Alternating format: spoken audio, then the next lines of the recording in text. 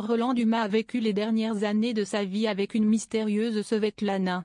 Qui est donc cette femme de 60 ans, sa cadette? Roland Dumas, ancien ministre français, a eu une vie privée tumultueuse avec plusieurs mariages et maîtresses, dont une dernière compagne nommée Svetlana. Svetlana, décrite comme une femme blonde aux yeux bleus, a un frère en Russie et a accompagné Dumas jusqu'à sa mort. La quadragénaire est restée auprès de Roland Dumas jusqu'à sa mort.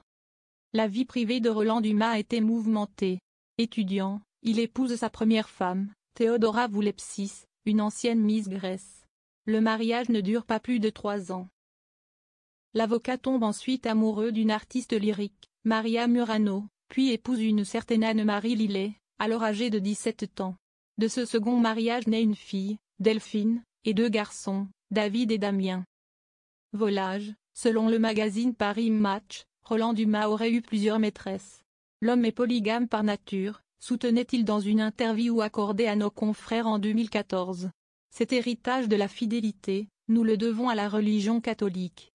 On croit que les femmes sont monoandres, elles sont en réalité également polyandres, mais plus discrètes et sournoises par morale.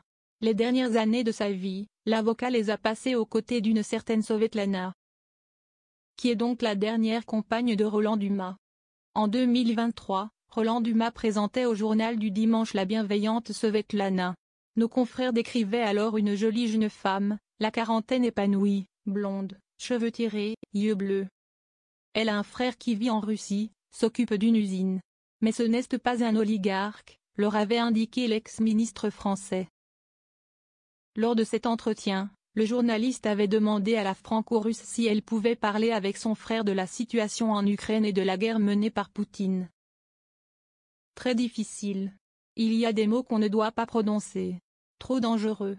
Mon frère risquerait des représailles, avait répondu celle qui a accompagné Roland Dumas jusqu'à la fin. Roland Dumas, que devient sa plus célèbre maîtresse? La presse s'est longtemps passionnée pour la longue liaison de Roland Dumas avec Christine de Viejoncourt dans les années 80. Longue de 7 ans, cette relation extra-conjugale a été mise au jour en 1994 lorsque cette dernière a été impliquée dans l'affaire Elf. Après son incarcération, l'ex-maîtresse du célèbre avocat est peu à peu tombée dans l'oubli. Christine de Viejoncourt s'adonne depuis lors à l'une de ses passions, l'écriture.